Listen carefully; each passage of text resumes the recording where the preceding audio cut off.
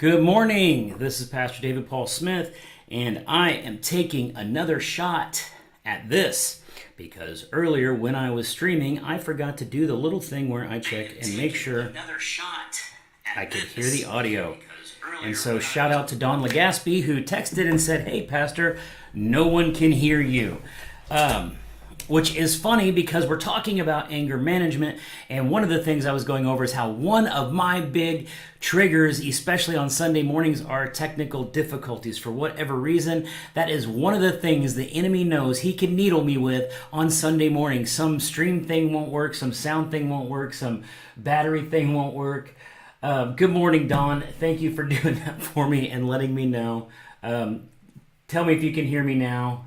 Just so I could hear me there, but I want to make sure you can hear me there, and I apologize again for that. I wanted to redo the whole thing because what I want to do, we are doing a series called Living Free, Anger, Our Master or Our Servant, which is a type of study on anger and its effects on people with a biblical worldview, and obviously bringing scripture to bear to teach us about controlling our anger. And one of the first questions we have, so we do this as a small group on Wednesday nights, but obviously not everyone, good morning, I can hear now, thank you, Jeffrey. Yes, Todd. Not everyone always gets to make it out on Wednesday nights, so one of the things I want to do on Thursday mornings is to kind of do a repeat of the lesson. Now, I will say this. When we do it on Wednesday nights, we do it in a group setting, and in that group setting, people are able to talk and to discuss a little more. So if you're online and you have questions or comments, then definitely put them in there. Starting with this is our question last night. What are the minor annoyances that get you the most that can set off your anger? So a couple of them I think that came up last night. One, traffic. Everybody hates traffic, right? Getting stuck in traffic. I talked about when I worked in Louisville and I worked downtown and lived out in the suburbs, and my trip took either 30 to 45 minutes depending on how dumb people on the road were. The dumber they were, the later I got home. And I tell you what, sometimes I felt like I left the office saved and got home unsaved and had to just take a breath in the car before I walked in because of all of the stuff that you just kind of endure out there. Other pet peeves as a dad, when the kids leave something wet on the kitchen floor and I'm walking through there with socks and you step in that, and I'm like, God bless my children who I love so much. And understand, hey, good morning, Robin. Man, it's so good to see you, Robin. We've been praying for you. Hope you're feeling better and your mom is feeling better and all that. Another one of those minor things, I always say that, so in my house, I have 3 boys, right? And they're all grown, and in our bathroom, in our upstairs bathroom, the main one, I have like the towels, like there's, 3 here and 1 here, and this one right here, that is my towel. And there's nothing that aggravates me more than getting out of the shower and my towel is missing, like, God bless it.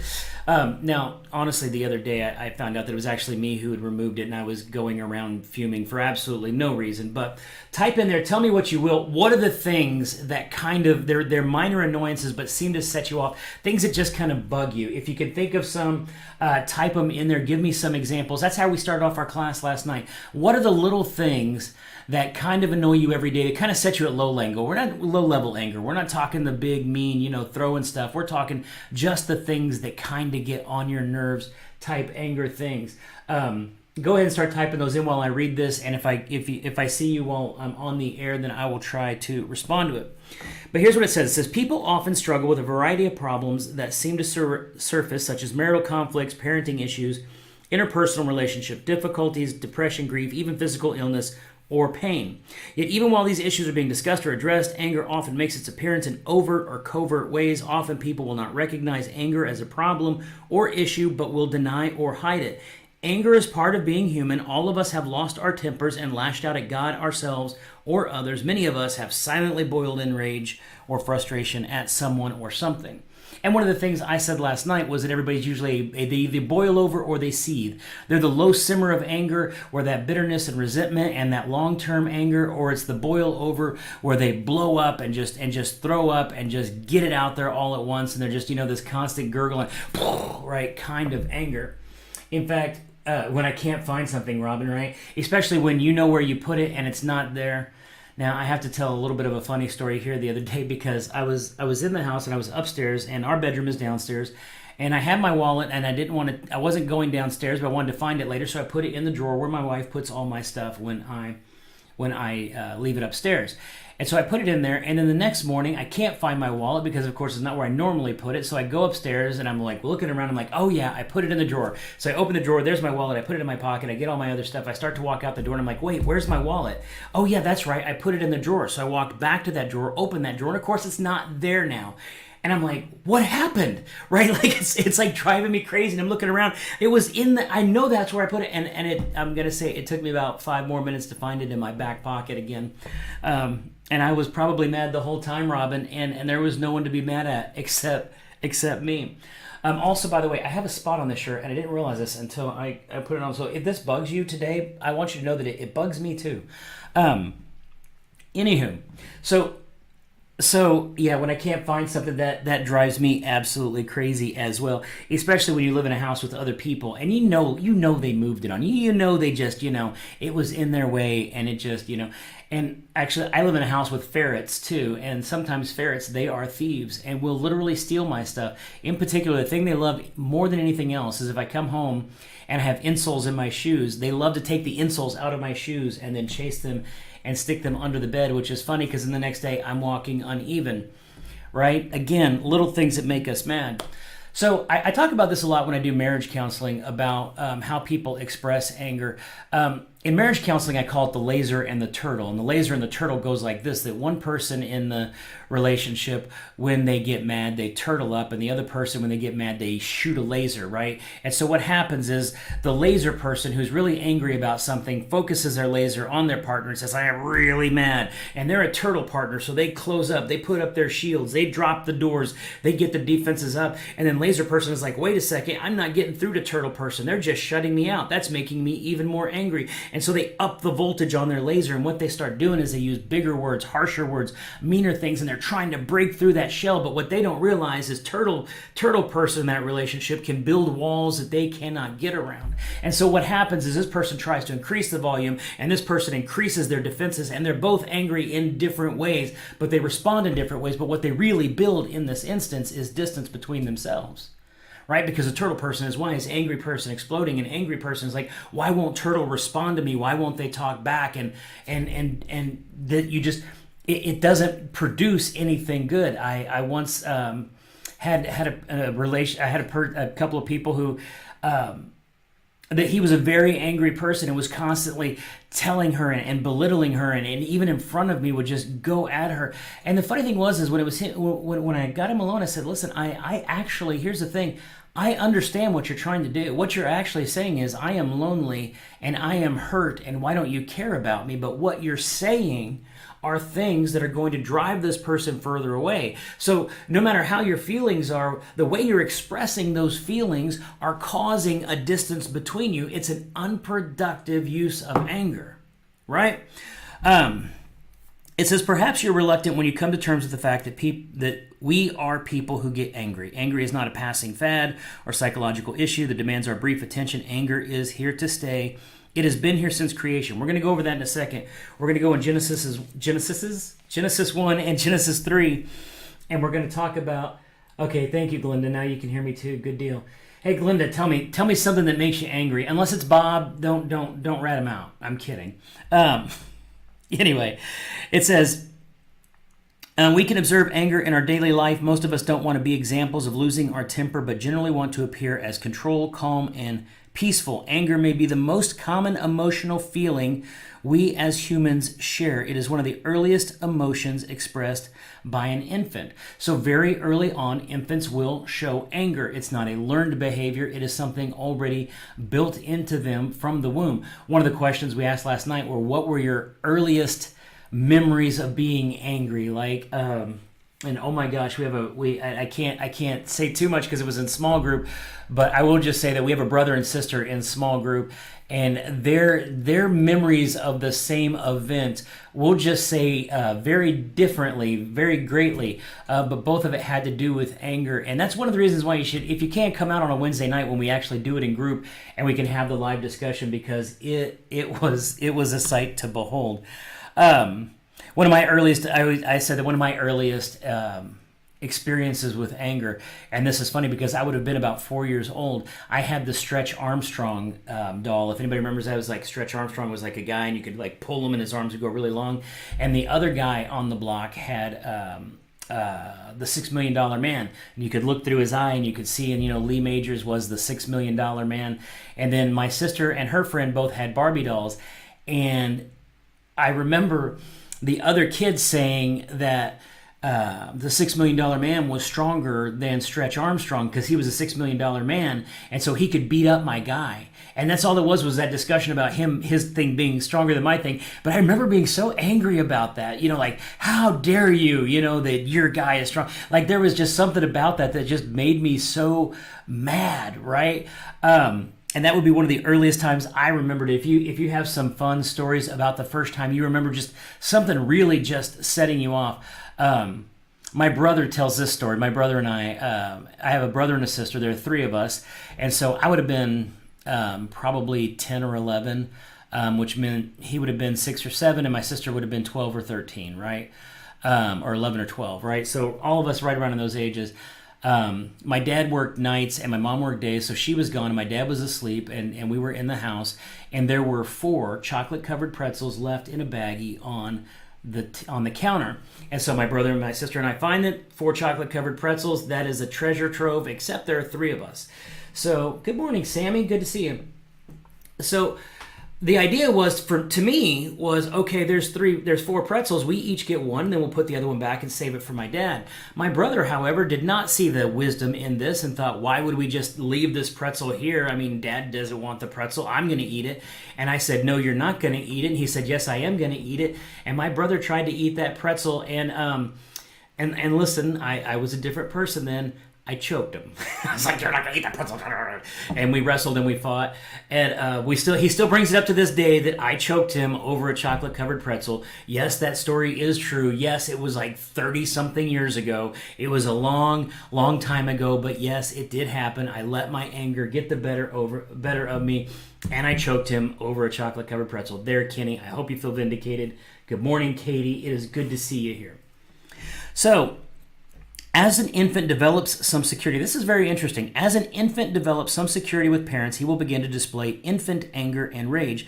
We've all seen the sweet little baby stiffen his body, exhibit a change in facial expressions, scream and express frustrations. This is normal in a loving environment where a child expresses anger within certain supportive boundaries set by parents. And of course, here's the question that we talked about last night. Why is it that people only tend to express their anger when they feel safe expressing their anger? Because what this produces a lot of times is that people only express their anger to people they truly love. And that's why I will tell people a lot of times, especially in marriage counseling, that you will say things to your spouse that you wouldn't say to anybody. And part of that is, if you can believe this, because they feel safe expressing those feelings. They don't fear consequence. And because they don't fear consequence, or they don't think the person will leave them, or they don't think there's going to be repercussions, they will sometimes say the worst things they would say to a person. And that's the sad thing about it, right? That somehow the safety of it also gives way, that somebody who's carnal and in the flesh will use the safety of that situation to express their anger at a person who does not deserve it in a way that they would not express to somebody who had the ability to cause repercussive harm based on their anger, right? And good morning, Sam, over on YouTube. See, Sam's cool because Sam actually goes on Facebook. Then she goes on YouTube, so I can see them both, and it lets me know that my chat is working on YouTube. So thank you, Sam, for that. Sam was actually here last night in our group. So Sam, if you remember some of your answers from last night and type those in, that would be awesome too. So yes, it is normal in a loving environment where a child expresses anger within certain supportive boundaries set by parents. And you know this too. Anyone who's ever raised a child know there comes a moment when that sweet little baby all of a sudden, stiffens up and gets mad. I joke because Gareth was a very strong child, and the thing about it is, Gareth and I, my middle one, are so much alike, except that he's taller, and that's what I wanted for my son, except that he's taller. But I could see, even when he was a toddler, when something would set off the injustice sensor, the something isn't right sensor, the I'm really, and he would get angry and not know how to express it. And so he would do that. Now, the thing Gareth did, oh my Lord, that just gave me and my wife almost ulcers was he would get mad and bang his head, and you had to grab him because he would just get mad and just bang his head because he did not know how to express that. And there was, like 6 months or so where that was his thing. And I'm like, dear child, you were going to get us called on, because he would have these little, bruises across his head where he would bang his head whenever he got really mad, and you had to go pick him up and keep him from doing that. And it's funny now because he's like the most gentle, kind, loving child you ever met. But that was a phase where when he did not know how to express his anger, that's how it came out. Here's a funny story. A mother heard her 4-year-old son screaming and crying from the basement where he was watching his father build cabinets. Fearing the boy had been seriously hurt, she opened the door and saw him crying on the steps. "What in the world is wrong with you?" she demanded. Through the tears, the little boy replied, "Daddy hit his thumb with the hammer." "If Daddy hit his thumb with the hammer, then why are you crying?" He goes, "Well, I didn't cry at first. I laughed." And that's why he was crying.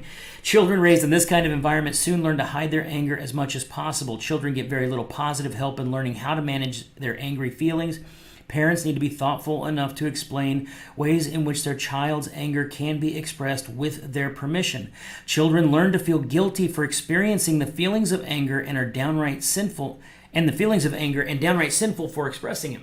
This can happen too, especially if, and this is always the thing in a house where children are being raised, that they will mimic the behavior of the house they're in. I've had people ask me to do things, and I don't want to get too specific because I don't want to the words don't match your face. Oh, that means my synchronization is slightly off. I apologize for that, Robin. I can't stop and fix that in the middle. I'll have to fix that later.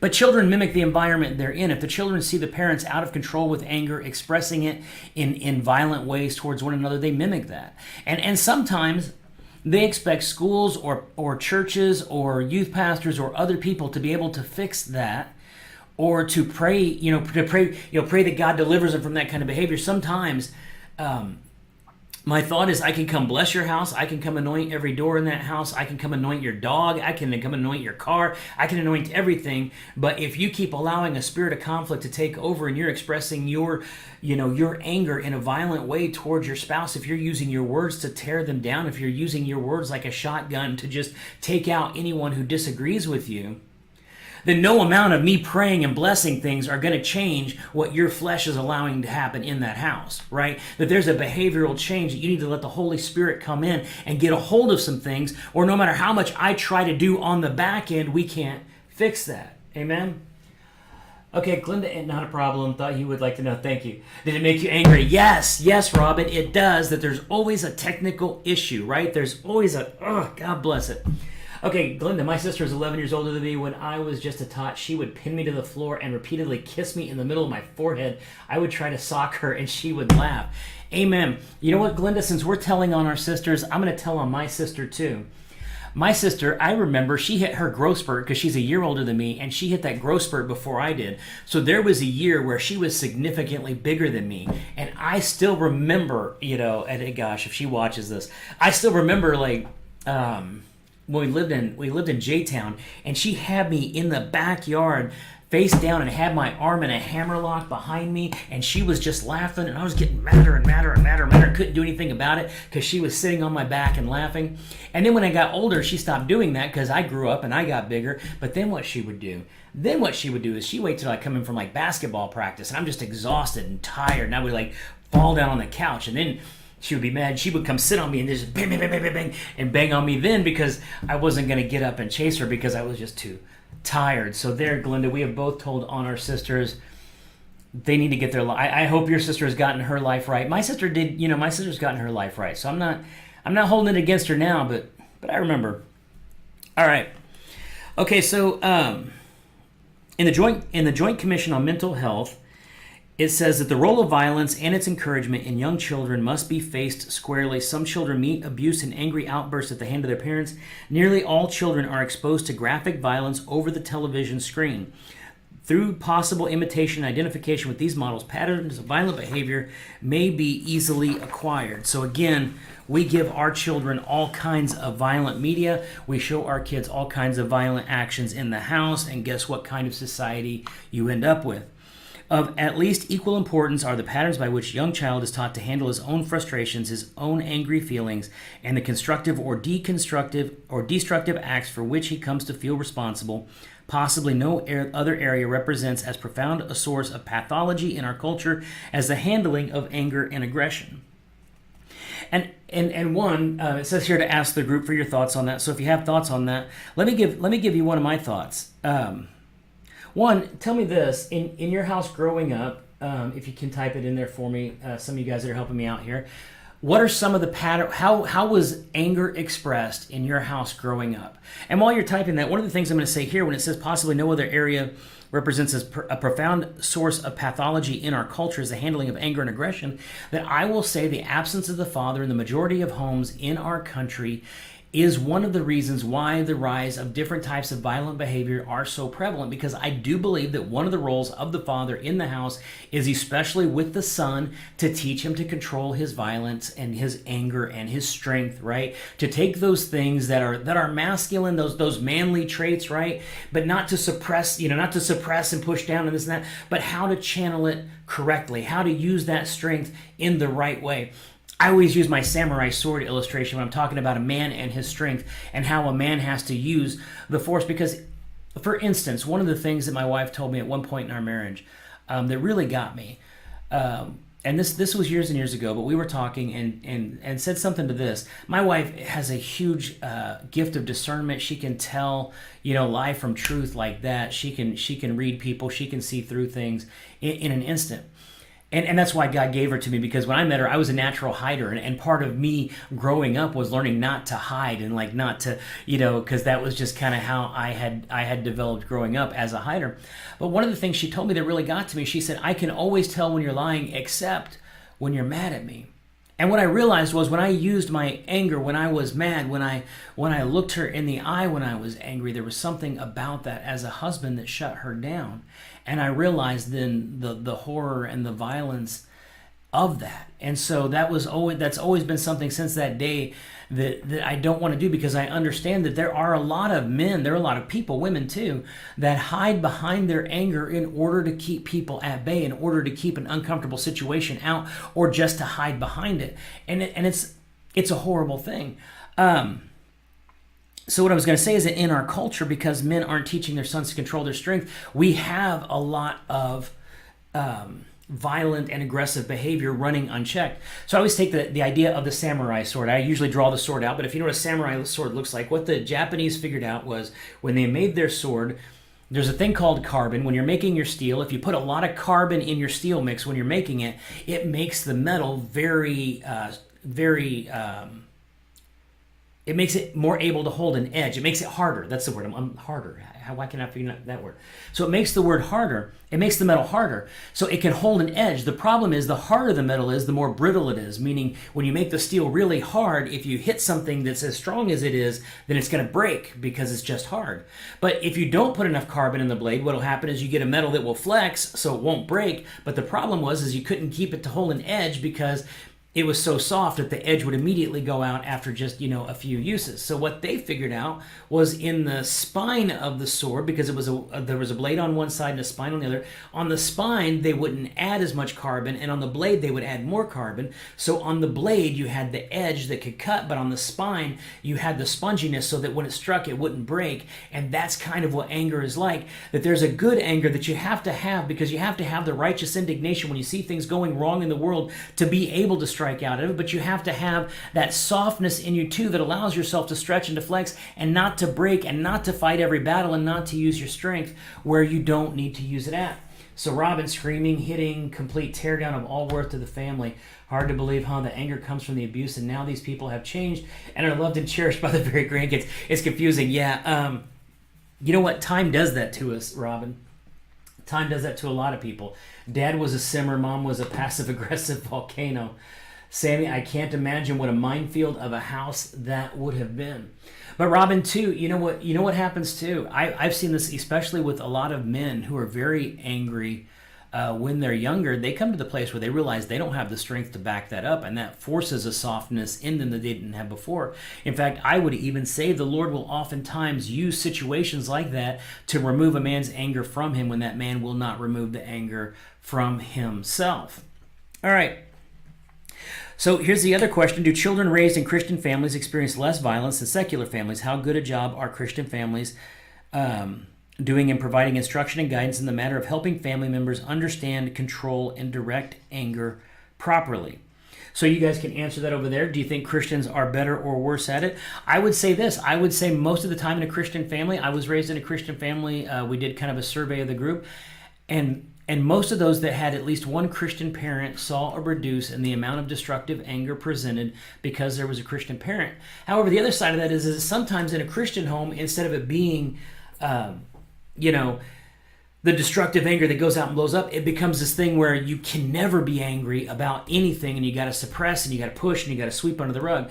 I read a book once that was just life-changing. It was called Peacemaker, and the idea behind the book was, some children are raised in Christian homes are not really Christian homes, right? Oh, that's a great point, Robin, because one of the things we said last night is there's a spectrum of Christian, right? When we say Christian home, there are carnal Christians and there are Christians led by the Spirit. And unfortunately, they carry the same label, but they're two very different things. And we can get into that all through the Word of God, where he talks about being led of the Spirit and not fulfilling the desires of the flesh. And unfortunately, there are a lot of people who go to church and people who call themselves Christians and all of those things, and yet still live carnally according to the flesh, letting the flesh run their lives and run their desires. And so you end up with a Christian who is indistinguishable from a non-Christian, right? Like there's no change there. But the Christian led of the Spirit, well, they're a different thing, right? Here's the thing.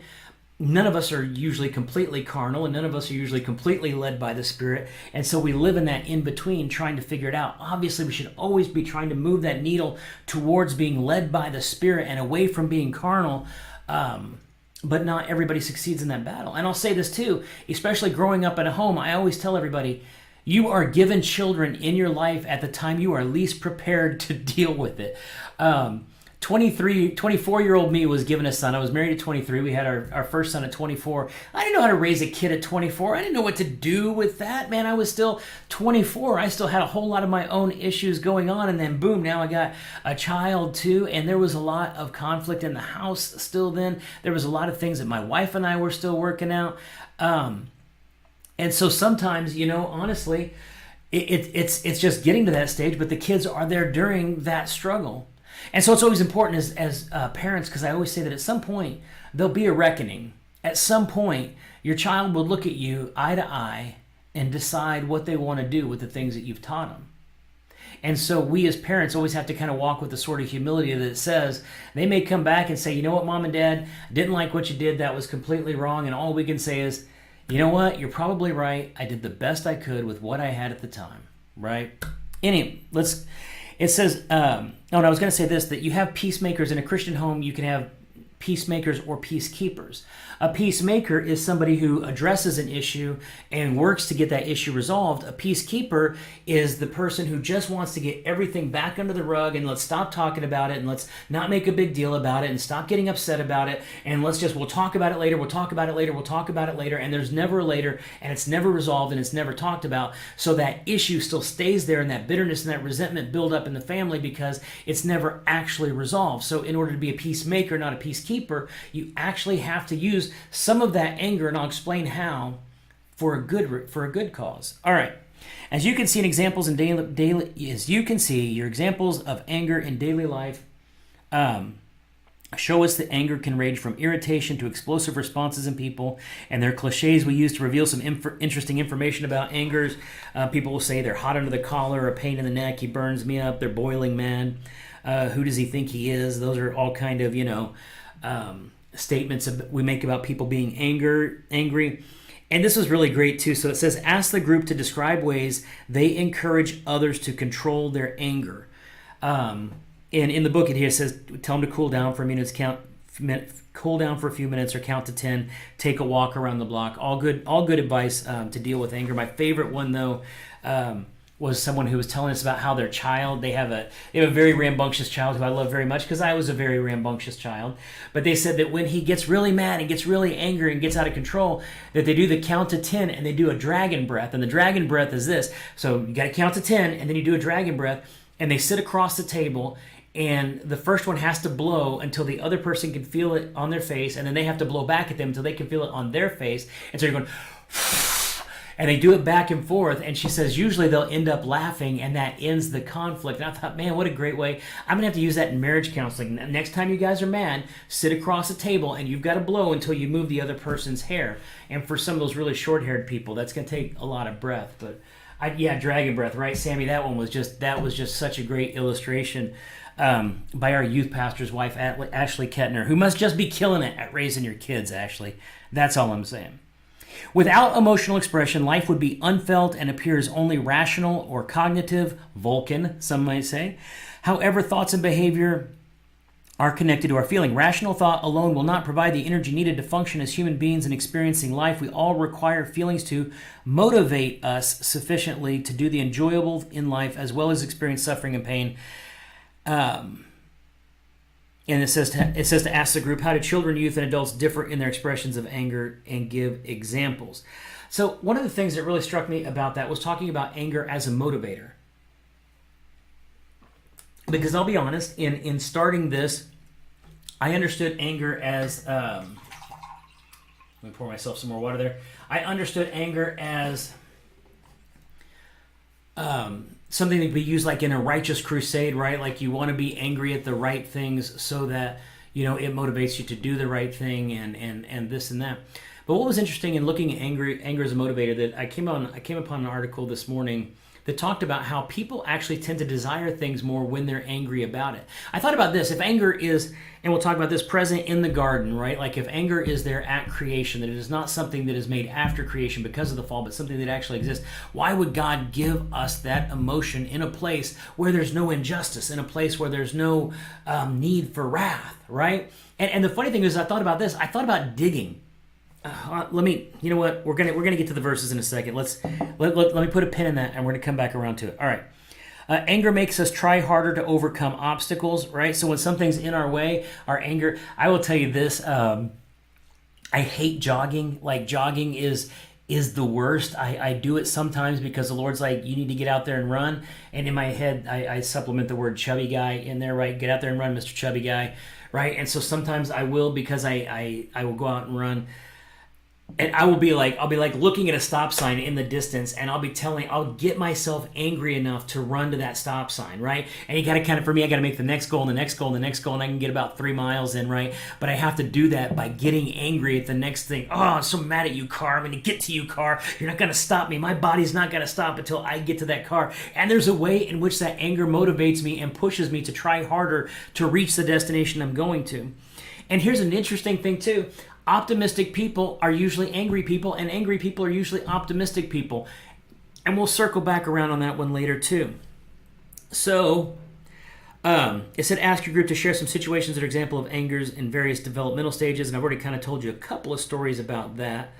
And I have the question down here that I wrote this morning: how can anger improve your relationships? Because, especially from a pastoral point of view, usually I see anger used in destructive ways. Is there a way in which anger can improve a relationship? I would say there is. When you get mad enough at the situation that you do something about the situation, when you get mad enough about what's going on that you're going to do something about what's going on, the problem is how we express it. Now, this is an interesting thing. It's not in the book, and I didn't say it last night, but I'll say it today. They did a study once with little toddlers, and what they did was they had a big glass wall, and the toddler was in the wall playing, right? And they just gave him all this stuff, and he or she was in the room by themselves playing. And then they turn on the light, and on the other side of the glass wall, mom is sitting there in a chair, but they can't get to mom because there's a big glass wall between them. And so what they found out, that the male children would react differently than the female children would when they weren't able to get to mom. So what the female children would do, they would see mom and they would want mom, and mom wouldn't come, so they would sit down on the floor and they would cry, and they'd get that mad cry, "Mom, why won't you pick me up?" Right, kind of cry. I don't know what that banging sounds like on the microphone, sorry.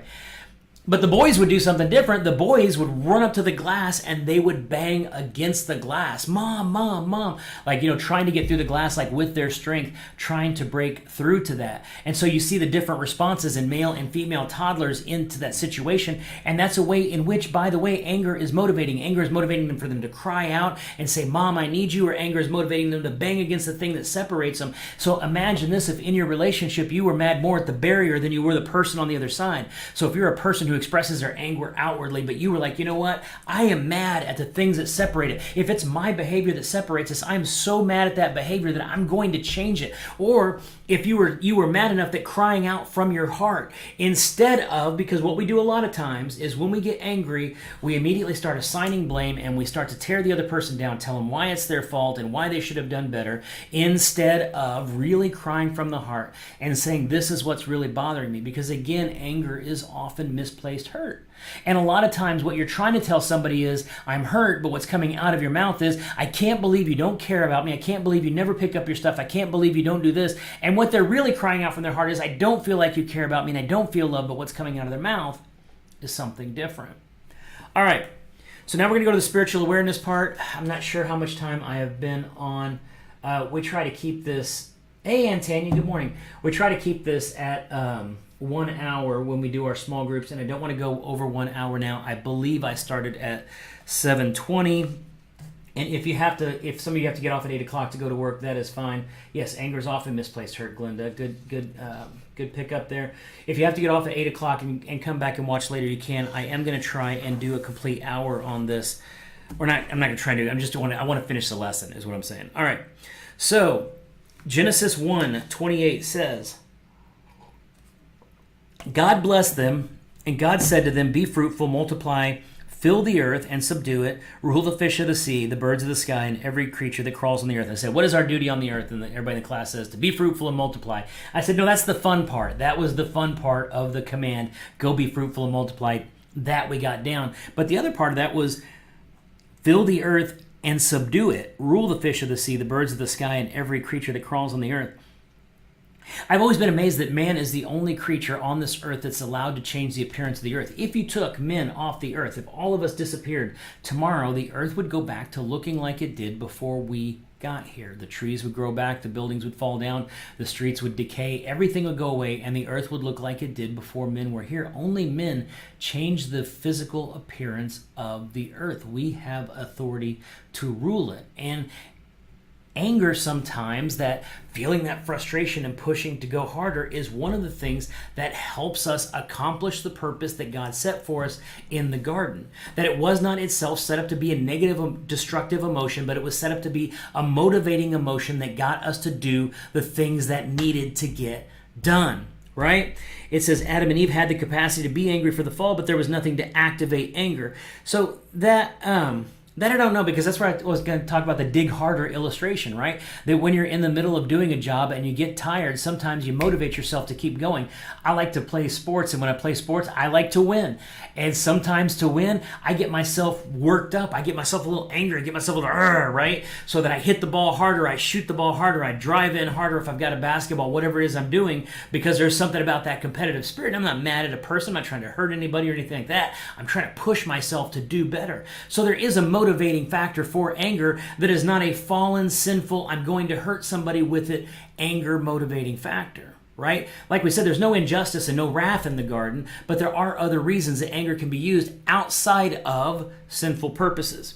So then Psalms 7:11, and this is where it really, it says, what does this say about anger? Okay, you have redeemed anger, you have the wrath of man, right? James says the wrath of man works not the righteousness of God. In Psalms 7:11, give me a second to get there. I know I should have just printed them all out, right? But this gives you the experience of me flipping through my Bible, making small talk until I get there. All right.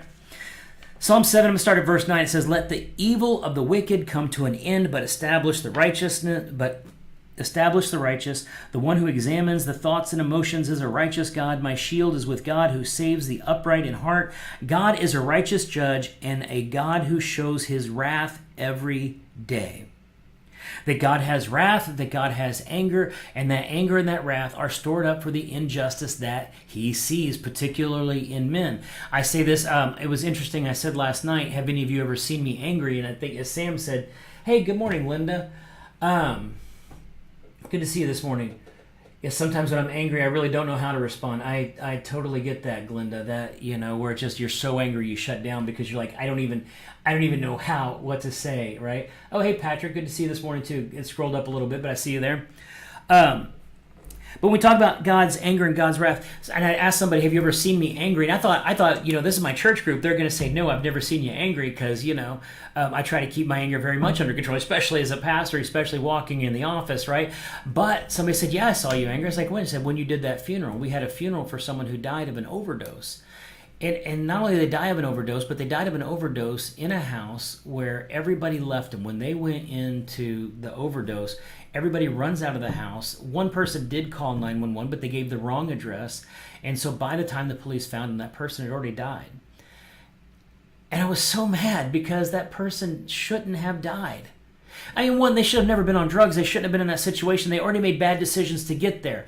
That also should not have happened. But then also, when you're surrounded by friends who say they're your friends, but as soon as something goes wrong, all of those people flee and leave you there to die. And the thought of this kid, this, 30-year-old kid dying alone because all of his friends fled the place, it just made me so angry. And I remember telling the Lord, this makes me angry. And God spoke into my soul and said, preach angry. And I did. I got up on that funeral and I said, this should not have happened. This is an injustice and this is wrong and this never should have been. And I looked around and I said, listen, you kids that are in this room today, you know which of these parents are on drugs. You know which of these parents are drinking. I want you to look at your life and I want you to say, do you want your life to end up like them? Because that's where it goes.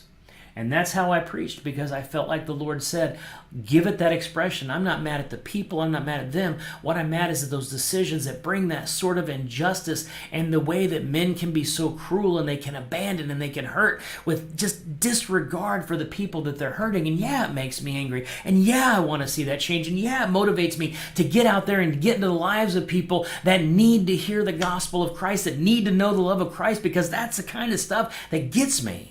Amen. Yeah, no, so sad, right, Susan and Troy? Amen, right?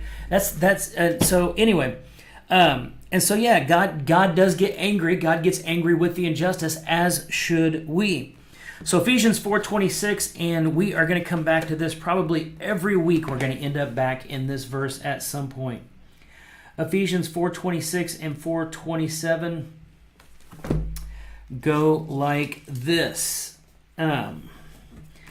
4:26, be angry and do not sin. Do not let the sun go down on your anger. And again, if I can pick on, she said this outside of group, so I think she's okay with me saying this. Ashley says that she doesn't like that verse because her husband Curtis takes it very literally, and sometimes she just wants to go to bed, but they had an argument earlier, and now he's like, hon, we can't let the sun go down on our anger. And she's like, just let me sleep. And he's like, no, the Bible says don't let the sun go down on your anger. And I get that. I just want to go to sleep feeling, Ashley. I get that sometimes too. With my wife, it's more like I don't want to wake up because I always want to talk about things. I woke her up this morning. I'm like, you know what? This stuff's still bugging me, and I'm talking to her, and she's like, right? Because it's 4:30, whatever. I mean, she should have been up by then, right? But this is the thing. It says, be angry and do not sin, meaning you can be in a state of anger and not in a state of sin. That you can be angry about something, but you can also not be letting that anger control you to cause you to do things that hurt other people. In particular, one of the things that I've heard that I really love is when someone said that feelings make a great passenger, but they make a terrible driver. Meaning if you're in the car, it's great to have your feelings over here in the passenger seat to let you know what's going on, but it's a terrible idea to give those emotions and those feelings control of the steering wheel and letting them yank your car all over the road, because then you'll do the thing that we pastors call going from ditch to ditch. And what that is you get mad, you get your emotions, you get all up in your feelings, and you do terrible things, and you drive your car off into the ditch. So someone comes along and helps you get the car out of the ditch, and so you get your car out of the ditch, and you drive over into the other ditch. And that's how you get down the road. You just go from ditch to ditch to ditch to ditch. You're right? And it just drives you bonkers, right? Glenn Anderson, passage, Romans. It's just showing me the link, Glenda. I can't quite tell. I have a verse in Romans coming up, which might be, I think. We'll see on the next page. All right. The other one, and continuing on in verse 27, it says, and don't give the devil opportunity, right? Satan looks, if the enemy knows that anger is your trigger, then the enemy is going to, any of you that were raised with a younger sibling, listen, my sister is 50 years old, right? I'm 49, I'm turning 50 this year. So she's 50, yeah. She's 1 year older than me. That's right, Nat. I said it on camera. Anyway, but I am her little brother.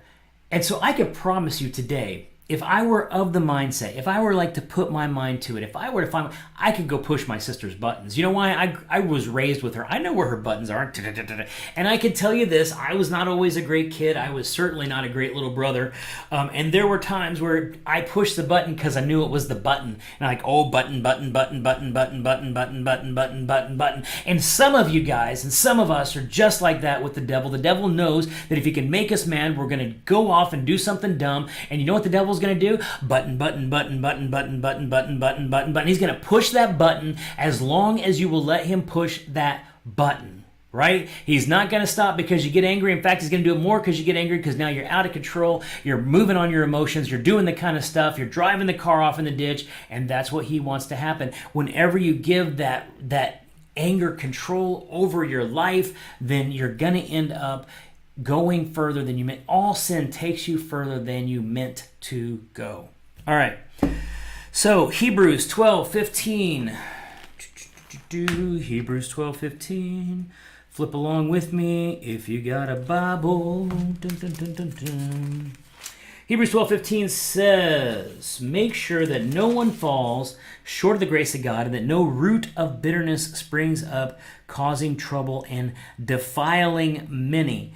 So that root of bitterness springs up means that's the slow simmer anger, right? That is not the person that explodes. That is the person who remembers. That is the person who marks it down. That is the person who builds up an account. That is the person who takes inventory of the faults of others, the one who keeps score with how many times they have hurt me and how many times they have fallen afoul of my life and how many times they've done things I don't like. And that root of bitterness keeps that score, and it's always against them. It's never in their favor. That score is always, stacking up. And here is the thing about that if God were to do the same thing with us, of course, our scorecard is never going to come out even. We have stacked up offense after offense with God. But that root of bitterness gets in there, right? And we start using things against other people that we wouldn't want used against ourselves.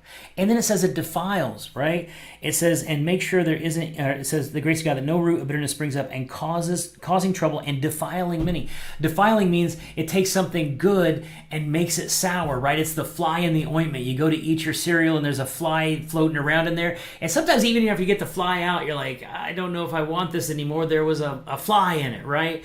The idea that it being in there, I think the old Sunday school illustration we used to hear is the dad who said, listen, I made a pan of brownies. The pan of brownies, there's 12 inches by 12 inches, and there's only one tiny piece of cat poop in the whole thing, right? So have a brownie, right? And of course, none of the kids want the brownie because there's a piece of cat poop in there, right? That little bit of it defiles the whole thing. That bitterness has that way of spreading and defiling the whole relationship. If you're a person who keeps score and lets that bitterness build up, then you will defile the relationship, because here's the thing. You will always find something wrong if that's what you're looking for. If you are looking for it in a person, in a church, in a job, in anything, you will always find something to be mad about if that's your goal. Right? We can always find reasons to be angry. Good morning, Mary. Good to see you. God is slow to anger with long suffering, even on vessels of destruction, right? So even though God does show anger and wrath, that's the thing about God, because he is love, and love suffers long, which means love puts up with a whole lot of stuff for a really long time, because love really wants to see you get to the place where you do the right thing. And so love plays the long game. God plays the long game with us. He's like, you know what? You're a mess now, but I love you, and I'm going to hang out until maybe you get this thing going in the right direction. I'm going to help you get it going in the right direction. Give you my Holy Spirit so it can move you in the right direction, right? Love plays the long game. All right. Then back to Genesis 4:1-8. So we talked about the Genesis 1:28 where God put him in the garden, said, dig harder here. You might need a little anger to kind of motivate you to do things like stronger and faster and all those sorts of things. But here's the problem.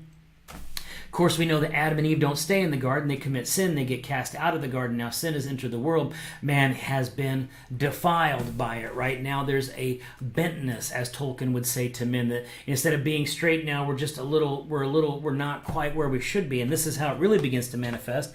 Is in chapter 4 it says, the man was intimate with his wife Eve, and she conceived and gave birth to Cain. She said, I have a male child with the Lord's help. She also gave birth to his brother Abel. Now Abel became a shepherd of the flocks, but Cain worked the ground. In the course of time, Cain presented some of the Lord's produce as an offering to the Lord, and Abel also presented an offering, some of the firstborn of his flock and their fat portions. The Lord had regard for Abel and his offering, but he did not have regard for Cain and his offering. Cain was furious and looked despondent.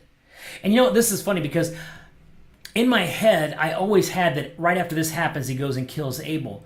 But that's not what happens. He's furious and he looks despondent. And then in verse 6 it says, the Lord said to Cain, why are you furious? Why do you look despondent? If you do what is right, won't you be accepted? But if you do not do what is right, sin is crouching at the door. Its desire is for you, but you must rule over it. Just like man was given the task of subduing the earth and ruling over it, man is also given the task of subduing and ruling over his own desires and emotions. They are not meant to rule over us, but we are meant to have rule over them, because if we don't, he says, sin is crouching at your door. And that would be awesome if Cain was like, you know what? You were right, Lord. I am doing the wrong thing. I am letting this get to me, and I shouldn't. But instead, what happens in verse 8, it says, Cain said to his brother Abel, let's go out into the field. And while they were out in the field, Cain attacked his brother Abel and killed him. And that has been our story, that the enemy knows what makes us mad, knows what pushes our buttons, and takes us further than we meant for things to go.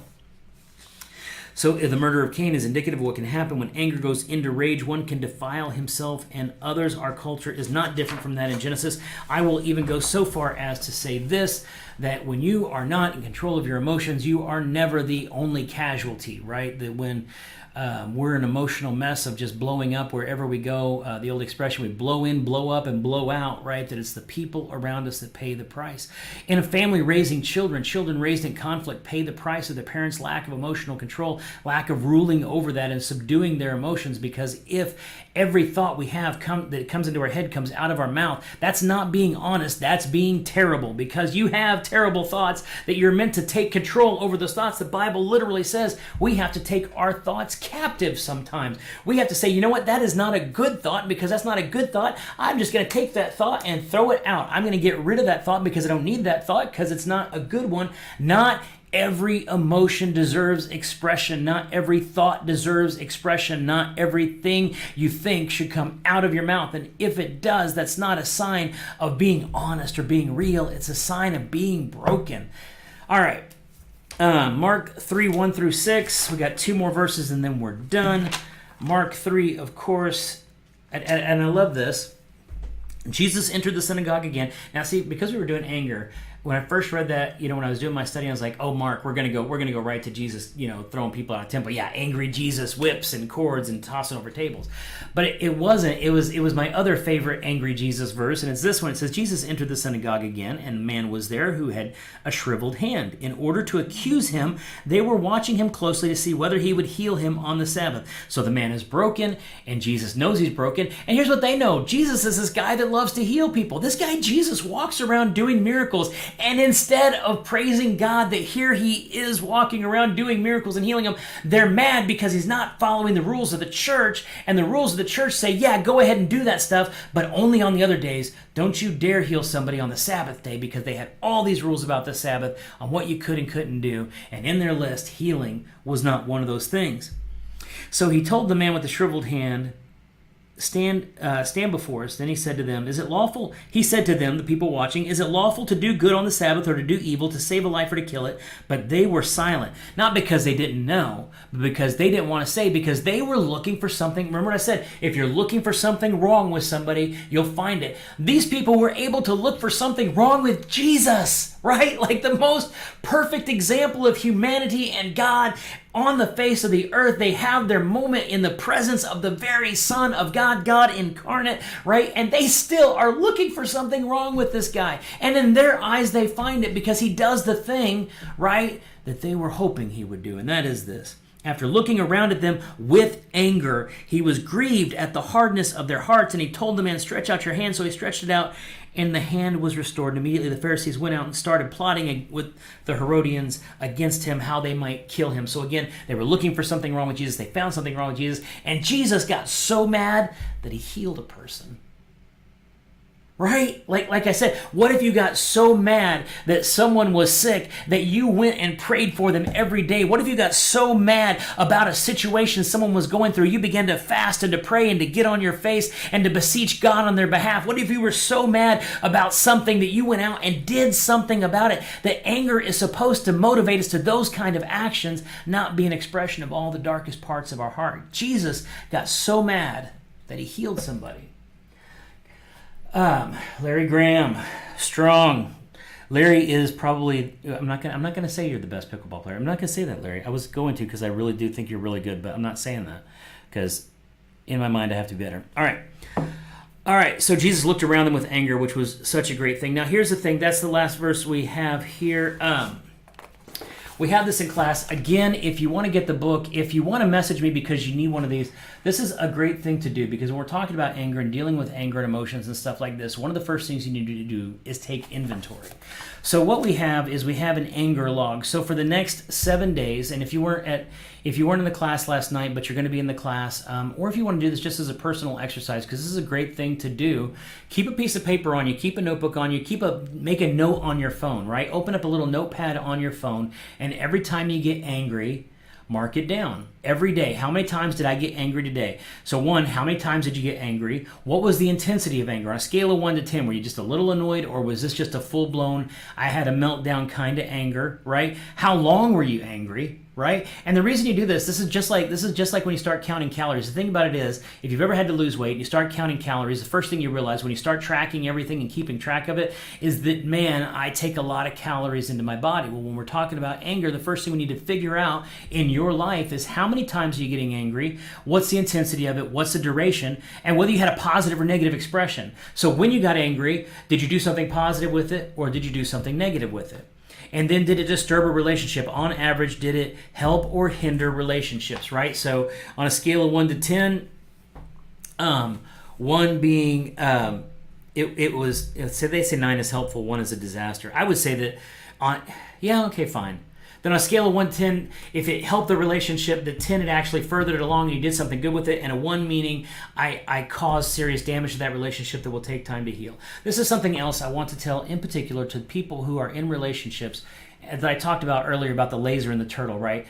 A lot of times in relationships, especially if you have an extrovert and an extrovert will express his anger with a big blow up, right? Like he's mad about something, she's mad about something, it just comes out of her mouth. They just blow up. That's what I'm mad about, right? And then they feel this release because that anger is out, and they feel better because they've gotten it out and they've spoken it, and now that anger is gone. The problem is, especially if their spouse is an introvert, that they just took the blast. They just soaked all that in. That just hit them right in the chest. And while the person who let it out feels better, they feel worse because now they've taken all that in. And while this person who blew up will forget his words, will forget her words in just a matter of minutes, right? That the person who's the introvert, and I will say this, introverts and extroverts literally experience time in a different way. And what do you mean by that? I mean by this. Extroverts tend to be very in-the-moment people. Everything that has ever happened is happening right now, right? Like my whole life is right now. And like, by the time something's passed, I don't even remember it anymore. I don't even feel it. It's gone. I'm looking for the next experience and the next thing. That's the extrovert's outlook. The introvert, however, can go back and take a treasured memory and they can just relive the absolute emotion of how great that thing was. This is why when I shop with my wife, I always am extra careful to be nice when she buys something she likes, because I will tell you this, husbands, if you are with your wife and she goes to buy something and you were mean to her in that store, every time she looks at that item, she will remember that you were mean to her when she got that item. If you have the same dynamic, there can be, a lot of variables in there. Anyway, point being this, the introverts will experience that moment in time on a longer span than an extrovert will. So if an extrovert expresses his anger in a very violent, destructive way, they may feel better because they got that out. But that person that they left in the wake is still feeling that anger over and over and over and over and over again. And the problem is sometimes they still haven't gotten over the last explosion when the next explosion comes. And so then what do? It's the laser and the turtle. The laser tries to magnify the volume to try to break into the turtle shell, and the turtle just builds up wall and wall and wall and wall to keep that laser out, and the divide gets stronger and stronger. And there are a whole lot of husbands and wives that are in relationships where they have absolutely cut off their ability to feel anything for their spouse because of the way that anger gets expressed towards them. They cannot allow themselves to be hurt like that. And that is one of the great tragedies of it, which is why I want you, like I will be doing, I'm going to be taking my anger log today, and we have food pantry today, and I'll be managing traffic in food pantry, so I'm going to guess and say I might get a few dings on my anger log today with, God bless them, some people that should be acting nicer than they do. But with that said, do that. Keep an anger log. If you need one, again, all you want to keep measure of your frequency, the intensity, duration, whether it was a negative or positive expression, and did it disturb a relationship or did it build it, right? Because the idea is that anger itself is not bad, but how you use your anger is, right? So with that, I'm praying for you guys this week. I hope you have a great week. I hope that this helps. We are going to have 8 lessons on this, 8 courses, and my plan is to do it on Thursday mornings after we do our Wednesday night small group about it. So with that, be blessed, be real, be loved, be one, and we will see